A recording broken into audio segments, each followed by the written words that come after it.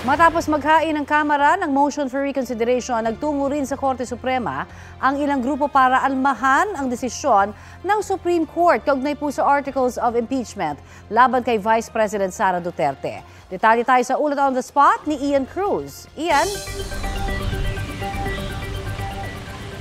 Alam mo, Connie, pasado alas 9 ng umaga pa lamang ay narito na nga sa kahabaan ng Padre Faura Street sa tapat ng Korte Suprema ang iba't ibang mga grupo gaya ng Tindig Pilipinas. Kasama nga nila ang Nagkaisa Labor Coalition, ang Kalipunan ng Kilusang Masa at mga citizen complainants. At Connie, hawak nila ang mga placards at streamers kung saan nakasaad na dapat litisin ang bise. Itinaon ito sa unbank session ngayong araw ng Korte Suprema. Isa sa mga nagsalita ang citizen complainant na si Kiko Aquino D.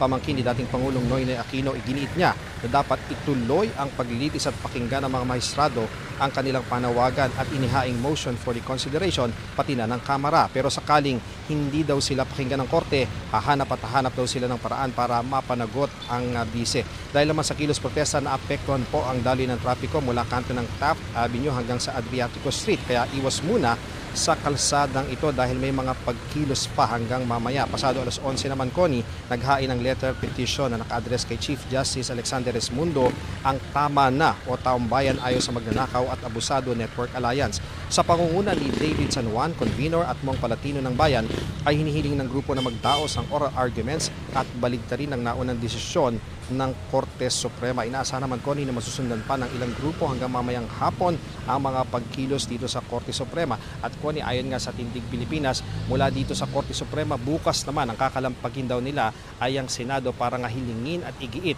na ituloy ang impeachment proceeding laban sa Vice Presidente. Yan muna ang latest mula dito sa Maynila. Balik sa iyo, Connie.